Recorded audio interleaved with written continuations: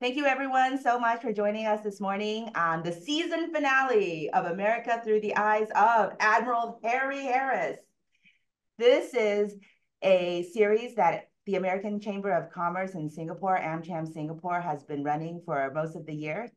And this is an important year in the United States because, like many countries around the world, we are holding our presidential elections. And ours happens to be towards the end of the year. So what better time than to reflect upon what America is as a nation? And as many of you know, I am Asian American, and I feel the need to explain that a little bit more nowadays because a lot of mistaken assumptions are made. And so I just say that up front, partly also because I have a lot of people who approach me and want to give me their opinions about the United States of America. And that's sort of the genesis of the series, which is, well, heck, you know what? If you're going to give me your opinion, I'm more than happy to receive them, good and bad. But at the same time, let's have some folks come in and really tell us what their relationship with the United States has been. And also, as a learning experience, as Americans, we need to hear what people think, and maybe they have some great case studies, great practices that we can learn from. And that's the other reason why we do these series, because Americans need to hear from others about America. Does that make any sense at all? It is a bit early in the morning. I have had my coffee, and Admiral Harris is going to have to put up with me for the next hour. So if any of you have ever thought about a career in the military, this is someone who has been to the top. Admiral Harris was and is, I don't know how to say it, this past tense or continue, 4-star admiral in the United States Navy.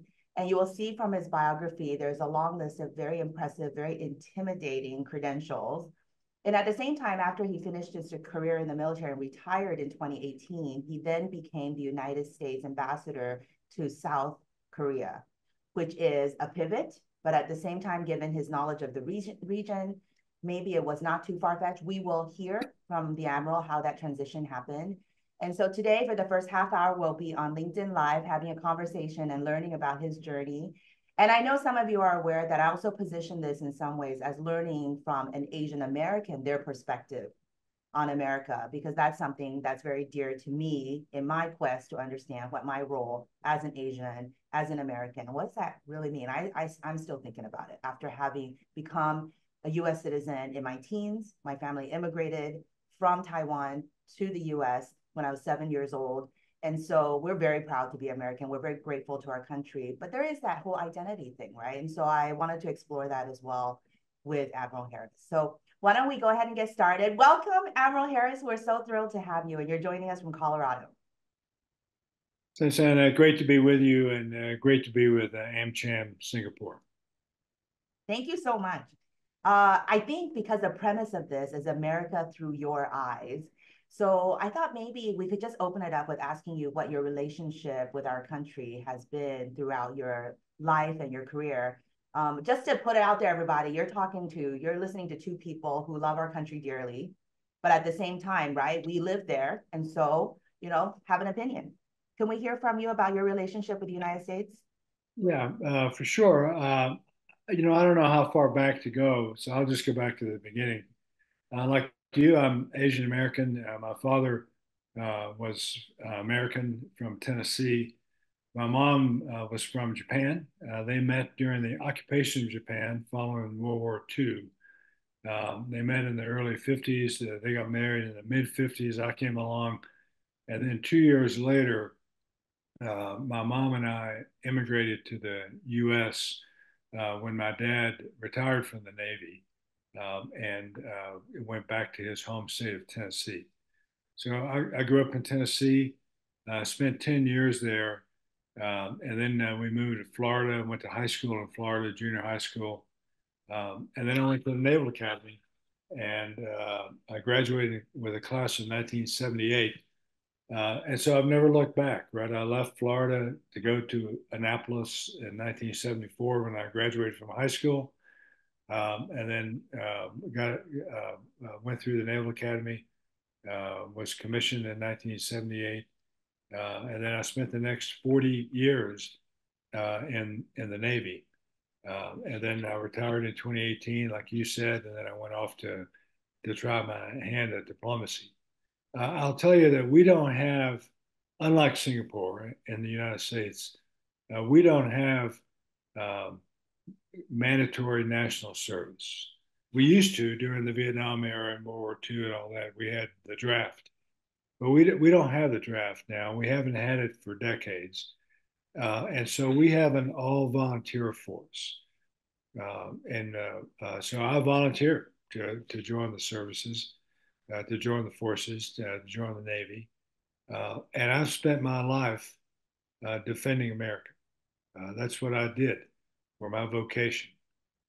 Some people become teachers, lawyers, doctors, all important, but I chose to serve in the profession of arms, and that's what I did for 40 years. And then I had that short stint in diplomacy afterward. But that's my relationship to America. I've been a public servant for all of my life. I didn't know any other lifestyle until I left Korea and what I'm doing now. But um, so I've been a public servant for all of my life. My relationship with my country is tight. It's an unbreakable bond, in my opinion, and I've defended my country uh, to the limits of my ability, really, for the past half a century. It's interesting that you use the word defend because clearly with a 40-year, career in the Navy, that makes a lot of sense to use the word defend. But as you moved on from the Navy and you represented the U.S. as ambassador, would you have continued to say that you would defended America in a different way, or what was your experience Yeah, like at that point? I think I would characterize it as more serving my country as the ambassador rather than defending my country as a military officer, as a military person. So you're right to focus on that phrase, that term. So I would say that as the ambassador, I served my country. I swore an oath, not unlike the oath I swore when I was in the military. And part of that oath is to defend the United States against all enemies, foreign and domestic, right? So that's the oath that we take. But I viewed it more as service to the country uh, rather than more pure defense of our country when I was in uniform. Hmm. Yeah, that's really intriguing to me, partly because we do have a mix of different folks listening to us, some of whom are quite young. My own son is 22. So when you're talking about this Gen Z population, uh, they have a mixed relationship, I think, a mixed feeling about their country. And so if I take you back to maybe your teen years and when you decided to volunteer for the military, what would you have said about how you felt? So more of the emotional side, because sometimes my 22-year-old will be so upset at what's going on. Not that he doesn't want to be American, but he's figuring out what it means because there are things that happen and he's quite actually distraught by it. So if I take you back to those years, what was it like for you? Yeah, so I wanted an education, college education. My parents couldn't afford it, and so the only avenue that I saw, though there are many other avenues, but the only one that I saw when I was in high school was to serve in the military, and hope that the military would fund my college. And surprise, surprise, I learned about this thing called the Naval Academy. My dad was an enlisted man in the Navy. So I learned about this thing called the Naval Academy, along with West Point and the Air Force Academy. I learned about these service academies where not only would your education be free, they would pay you to go there. Well, that seemed like a win-win to me. I mean, that was like a huge opportunity. So I applied to the Naval Academy. Surprise, surprise again. I was selected, offered an appointment, and I went to the academy. and it was free. I mean, and they paid me a little bit, and that kind of thing. So that was the start of a pretty good relationship, I thought. And then we did the training in the first summer, which is pretty hard. It's there at the academy. But the second summer, when I was a rising sophomore, I went to Europe for the whole summer. Well, that was pretty cool. And then the next summer, when I was a rising junior, I went down to Pensacola to watch flight training.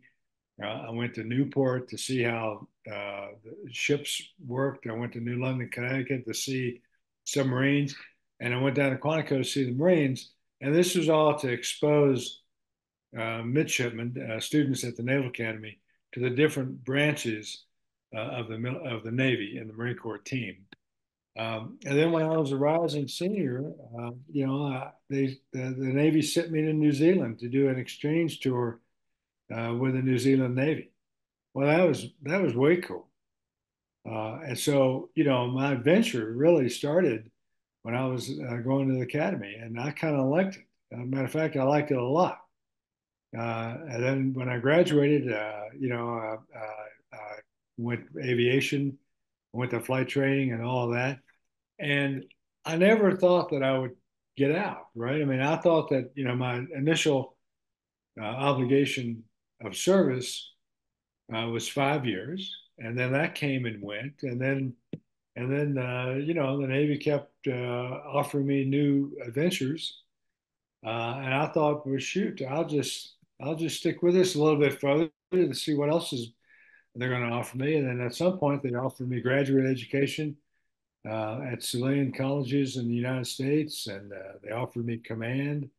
And then I just kept going. Before I knew it, I'd spent 20 years in the Navy, then 30 years, and then 40 years. So it was just one adventure after another. Now there were moments of high adventure during that time.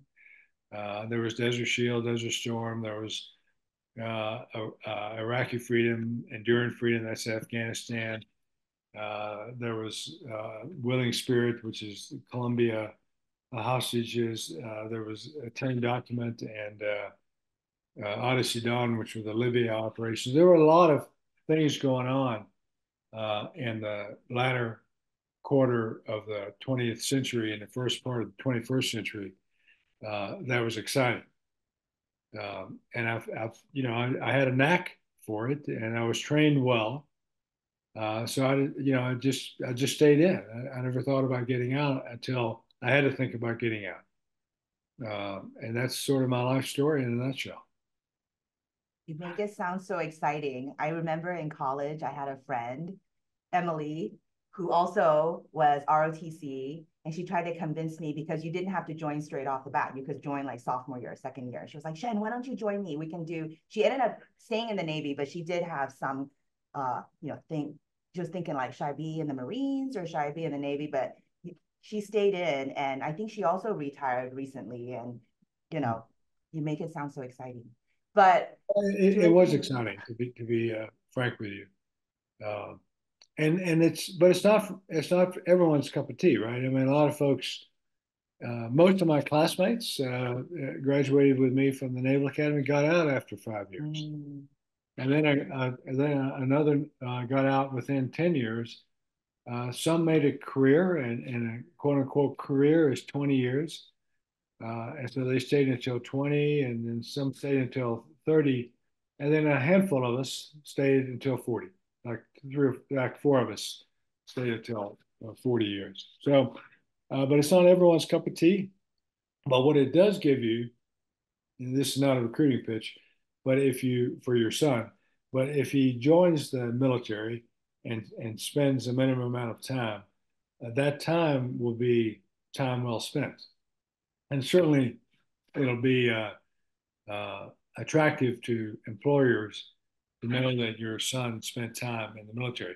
Now, in Singapore, everyone does national service, right. So it's a level, or it's a more level playing field as far as military experience goes. But in the United States, I mean, very few people actually join the military. So it's really something special when you go into the workforce as a young man or a young woman. Agree, agree.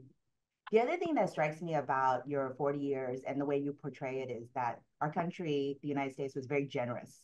I gave you a lot of different experiences, sent you abroad. I mean, those are, many young people could benefit from that, but don't have access to that. So, in the sense of just thinking about the broader United States, do you think that our country is perceived as being generous?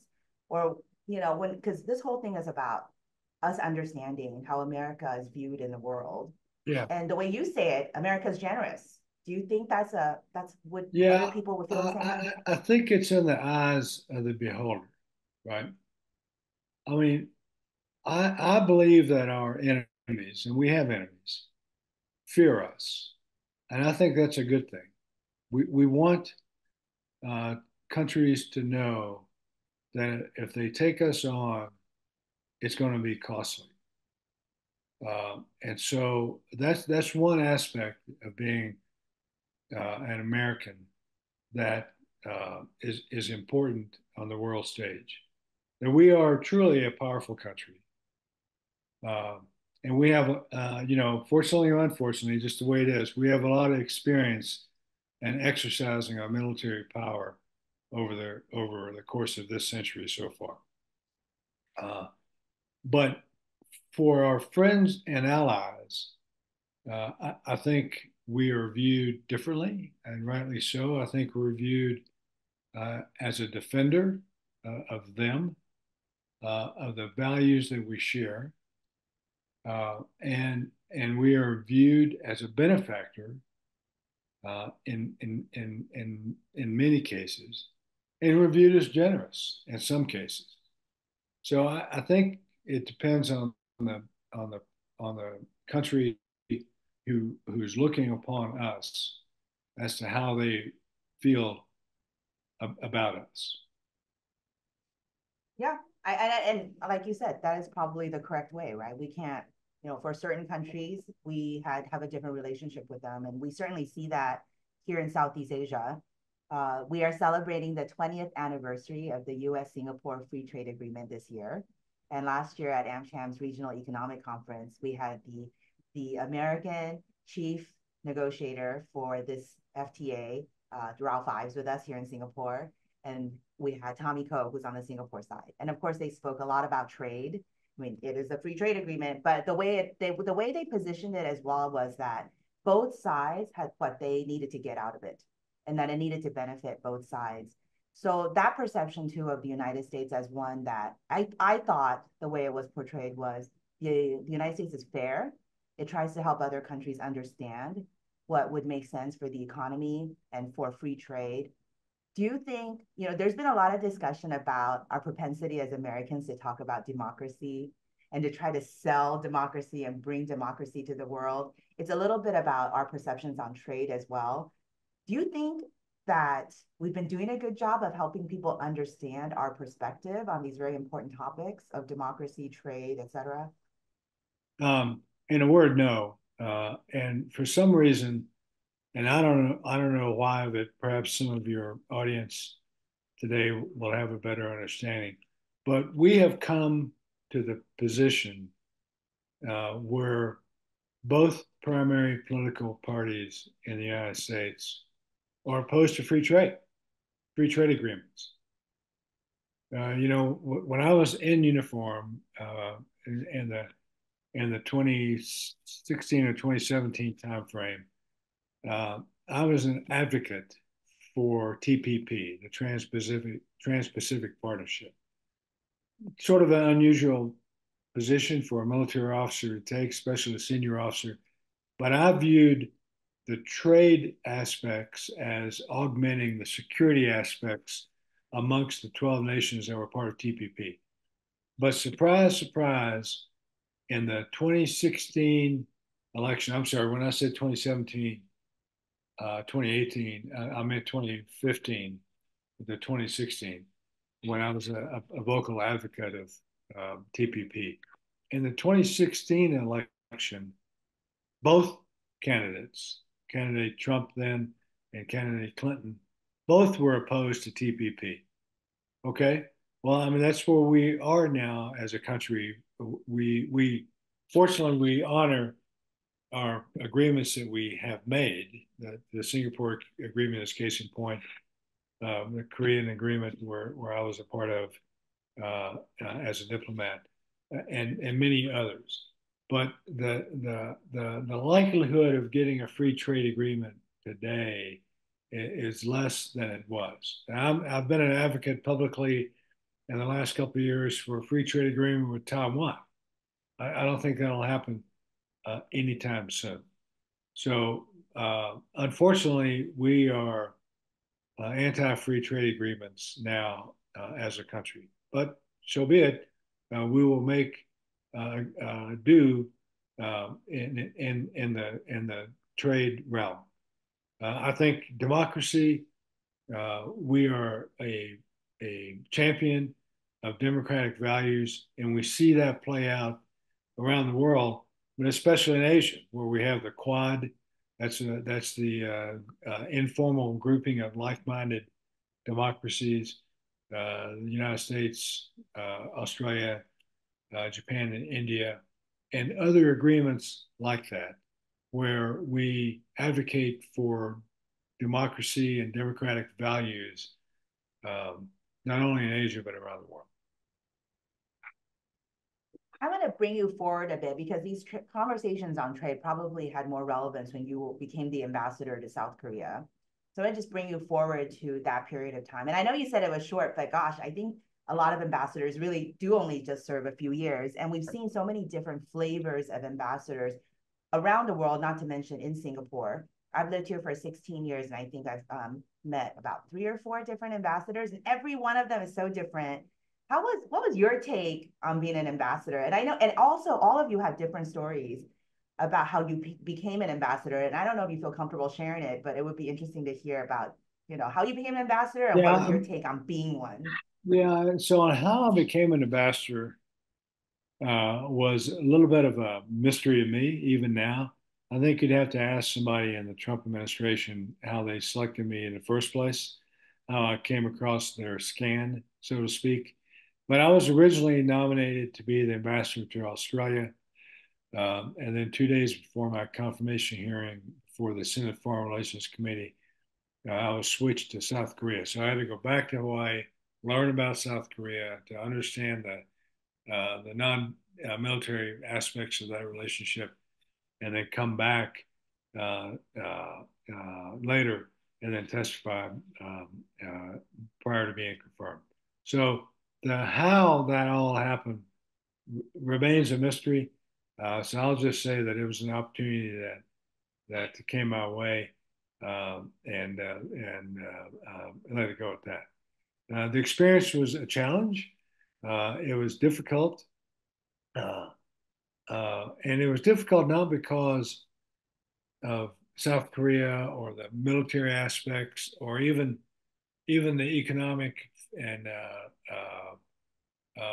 political aspects of the job, which they were new to me, and especially the economic part, the trade part, the foreign commercial service, all of that was new to me. Uh, the military part I got, the political part, uh, not unlike politics as a senior officer in the military, but the economic part, I had to focus on that, study that, and we were in the middle of renegotiating the Korea-U.S. Free Trade Agreement (KORUS). We were in the middle of starting, or we were in the middle of burden sharing agreements with South Korea, the Special Measures Agreement. So that was a challenge. All of that was a challenge. What I didn't expect, which added another layer of challenge to the Korean position. You and I talked about at the beginning of this conversation that I'm Asian American.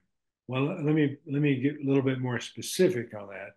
When I talked about my dad meeting my mom in Japan, I'm Japanese American. That did not sit well with the Koreans, who have a very difficult relationship with Japan uh, uh, for over a century. resulting from the Japanese occupation of Korea in the early part of the 20th century, in the early 1900s, until the end of World War II. And from that, we have the issue of sex slaves, comfort women. We have the issue of forced labor, which is still playing out today. And so that relationship is one fraught with bad history. And here I come as the U.S. ambassador who's Japanese American. So while I felt that that would be a challenge, I didn't appreciate the magnitude of the challenge until I got there. And I was advocating, naturally so, because I'm the American ambassador to South Korea. I was advocating for positions from the Trump administration that were not necessarily uh, held in the same regard. Those positions were difficult positions that the Koreans didn't like. You know, I delivered the message and they took it out on me and my mother. So that was a challenge. I mean, I go through it. We all get through these challenges. As you say, every ambassador has a story. That was my story, and that was a difficult story for, especially for a country, South Korea, that prides itself on human rights, rule of law, equality, and all of that. So during this time as ambassador, I mean, it definitely did not sound like smooth sailing. Did you find that, you know, you're representing the United States, you're representing American values? Did you feel confident because you were backed by all that? Did you feel even more strongly about the American side of your heritage? I mean, how did that change your, I don't want to say relationship, but how did that change how you felt about being American, essentially? Well, I mean, you know, it didn't affect my loyalty or my love for the United States or who I felt I was.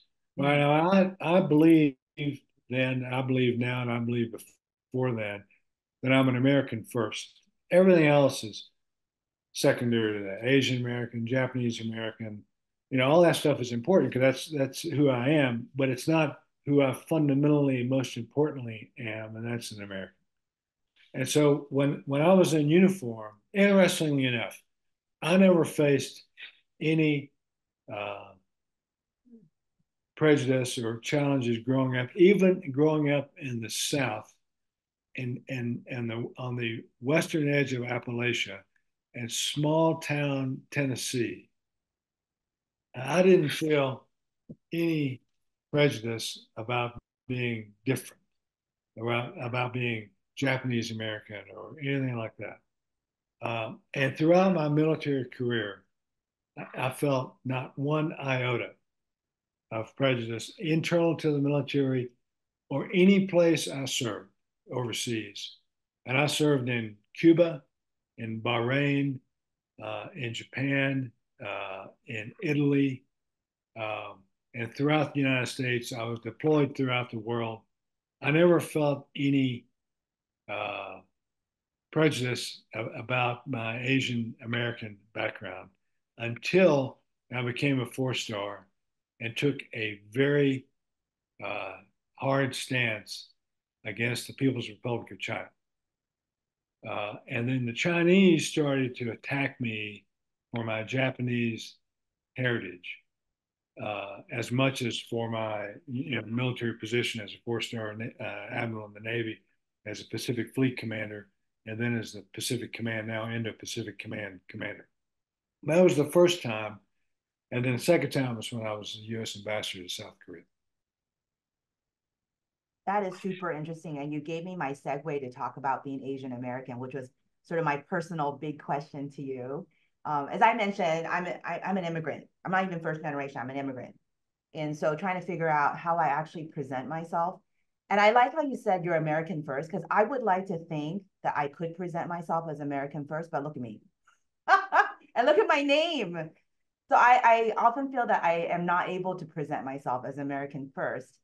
But going back to the United States, it was last November, I got to join in a conference of Asian American Pacific Islanders who have been elected to office across the United States.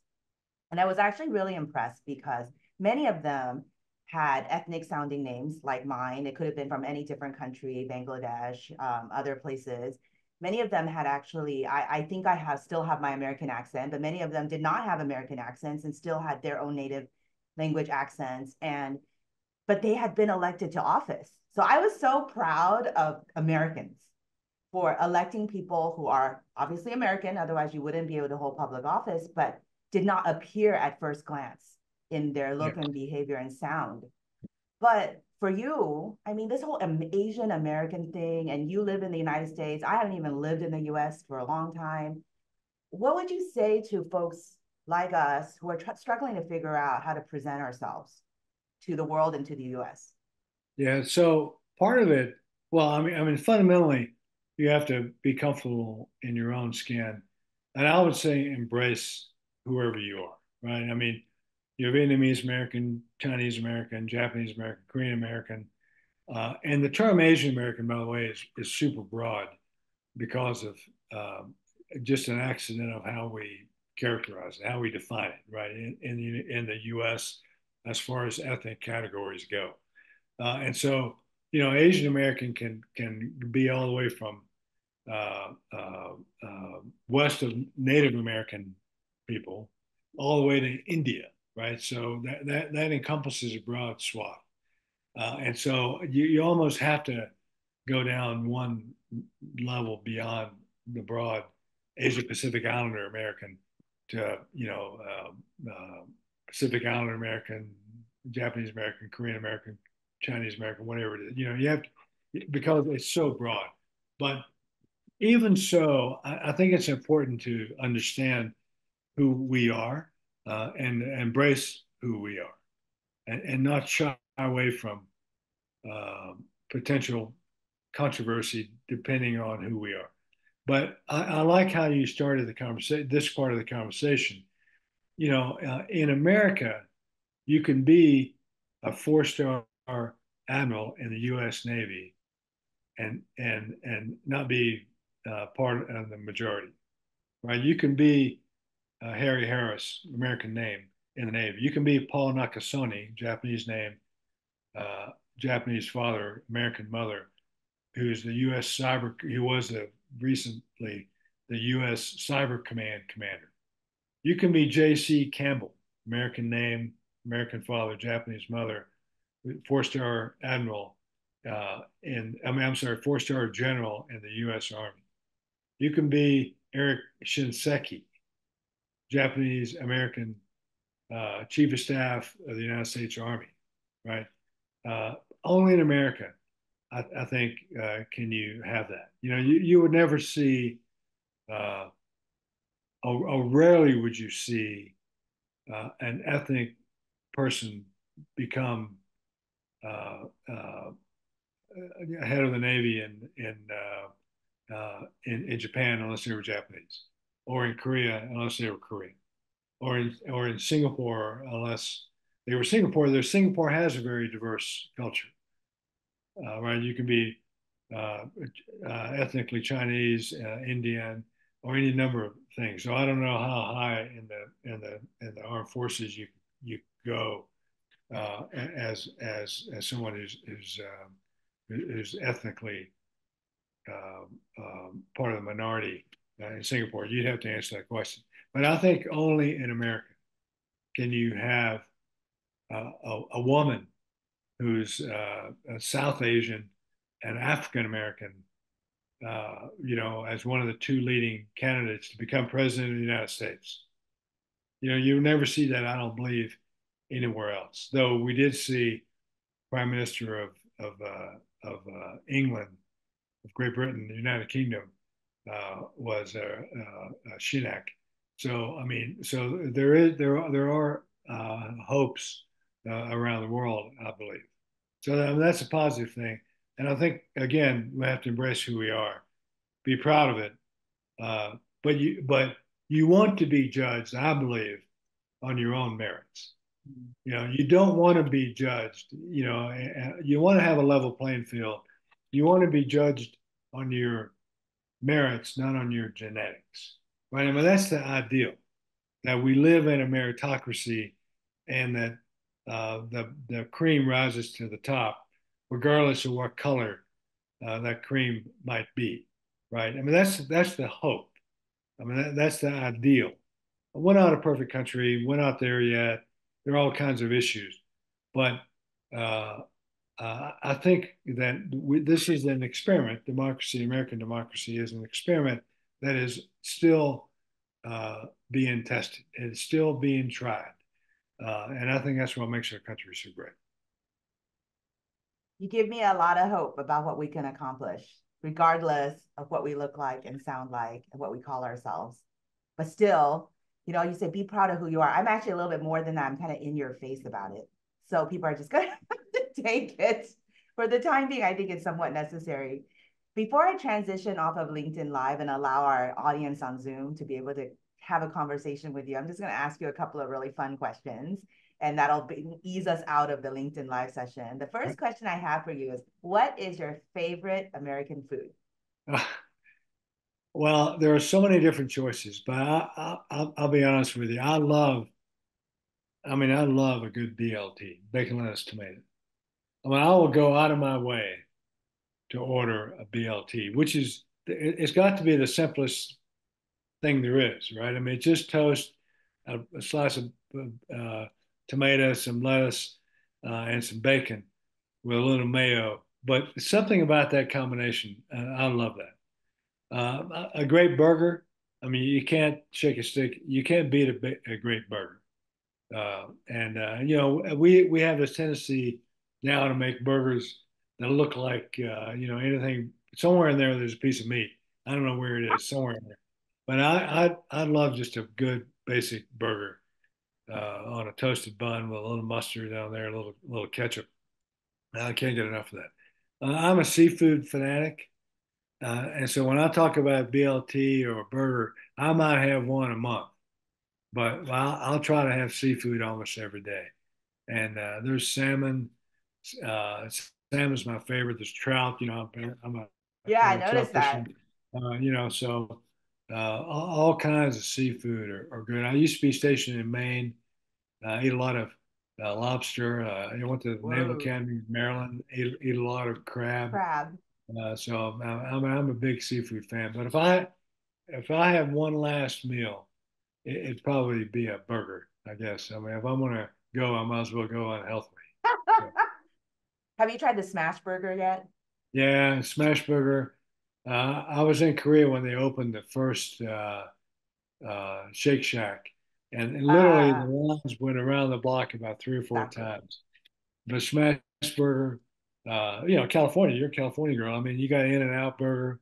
All those boutique burgers are just fabulous in my book. So you're not so discriminating. You'll take any burger.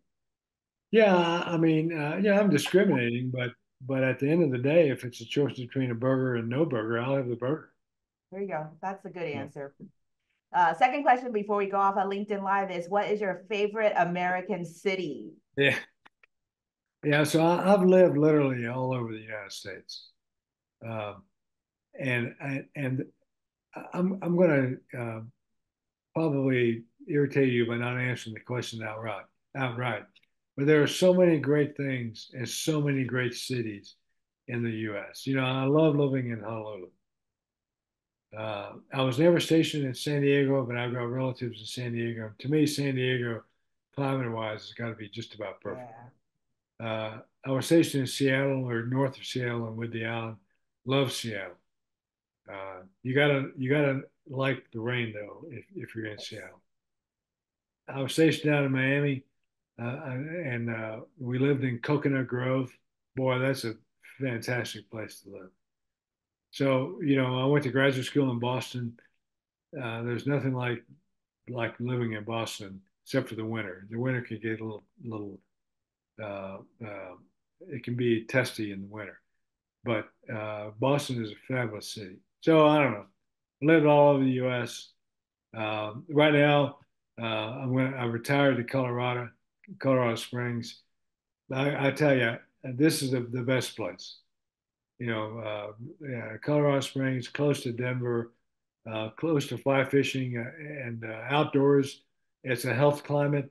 I mean, it's a healthy culture, and there's nothing like living in the West, in the Rockies. So if I had to pick one today, I'd say I've landed where the best place is, Nice. and that's Colorado Springs.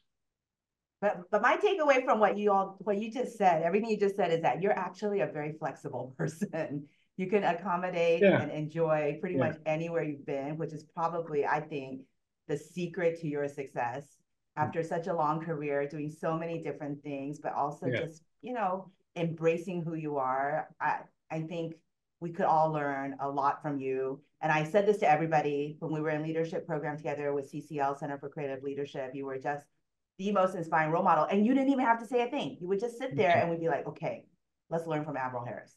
yeah. Well, you don't want to open your mouth and let people know what an idiot you are. So Thank you so much. We're going to go off of LinkedIn yeah, Live. We're going to move into the Zoom sessions. We can have a conversation. Team, let me know when we're off of LinkedIn Live.